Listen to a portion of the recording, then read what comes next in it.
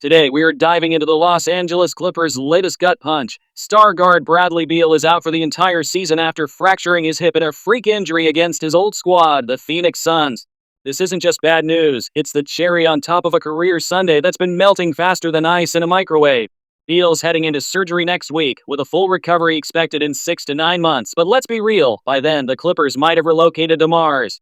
Buckle up, because we are roasting Beal's underachieving saga, torching the Clippers' clown show front office, calling for the heads of Lawrence Frank and Tyronn Lue, and pondering if this team's cursed or just cosmically unlucky.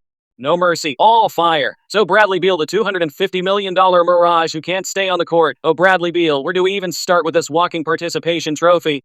Once upon a time, you were the Washington Wizards' golden boy, dropping 30-plus points like it was nothing, earning 3 All-Star nods and fooling everyone into thinking you were the next great scoring machine.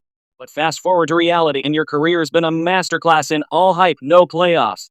You bolted from Washington in 2023 for a 5-year, $251 million Supermax deal with the Phoenix Suns, teaming up with Kevin Durant and Devin Booker in what was supposed to be a Big Three dynasty.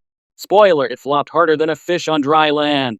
You missed 132 games over 4 seasons due to every nagging injury under the sun, back, ankle, knee, you name it, while averaging a measly 18 points on a loaded squad that got bounced in the first round twice.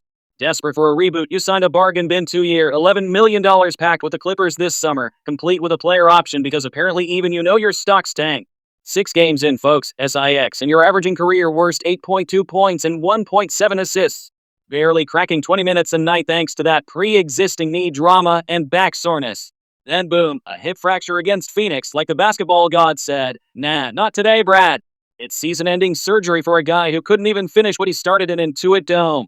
Beal, you're like that fancy sports car that looks sleek in the showroom but breaks down on the way home. Shiny stats early on, but 0 championships, endless excuses, and a fragility that makes glass jaws look bulletproof.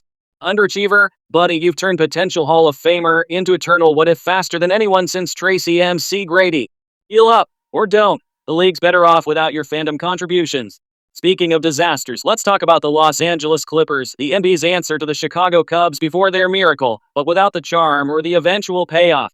This organization's been a punchline since the days of Donald Sterling's banana boat antics. And 2025 feels like the universe's way of saying, okay, we've had our fun, now suffer eternally. They blew up a contender last year by shipping Norman Powell to Miami in a 3-team deal that netted them John Collins, who's been about as useful as a screen door on a submarine so far, only to scoop up Beal as his replacement. Genius move, right?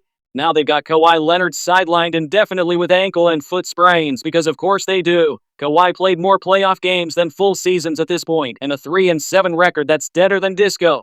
The Clippers' history is a greatest hits album of heartbreak. Chris Paul ghosts them in the second round, Blake Griffin implodes in drama, and don't get me started on the Lob City era that peaked with nothing. They built Intuit Dome, this shiny $2 billion palace, and it's already cursed. Beal snaps as if they're like it's a haunted house.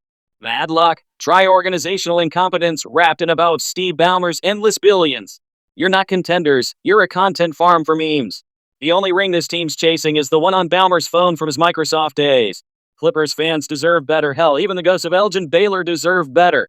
This franchise isn't building dynasties. It's auditioning for a Survivor, NBA edition, and spoiler, they're voted off the island every April. Fire Lawrence Frank, he traded for this mess. Fire Tyronn Lue, his rotations look lost. Bad luck? No, more like bad decisions. The Clippers aren't a team, they're a tax write-off. There you have it, Bradley Beal's bust, the Clippers' curse, and a front office firing squad. What do you think, team? Fire Frank and Lue, or is this just November blues? Drop your takes in the comments, smash that like button, and subscribe to Athletic Avengers for more unfiltered sports savagery.